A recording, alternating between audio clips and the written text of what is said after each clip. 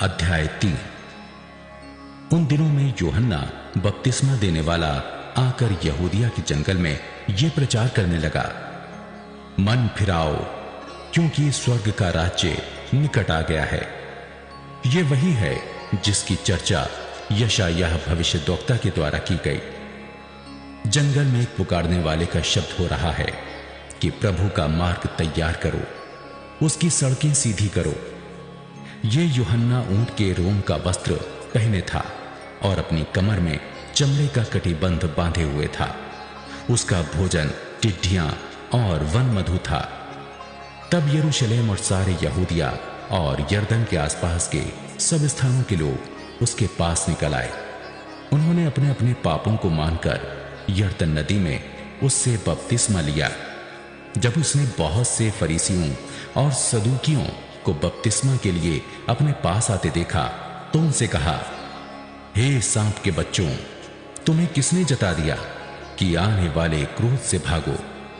इसलिए मन फिराओ के योग्य फल लाओ और अपने अपने मन में यह ना सोचो कि हमारा पिता अब्राहम है, क्योंकि मैं तुमसे कहता हूं कि परमेश्वर इन पत्थरों से अब्राहम के लिए संतान उत्पन्न कर सकता है।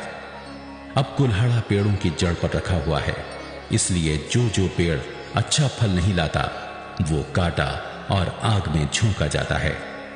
मैं तो पानी से तुम्हें मन फिराव का बपतिस्मा देता हूं, परंतु जो मेरे बाद आने वाला है वो मुझसे शक्तिशाली है। मैं उसकी जूती उठाने के योग्य नहीं।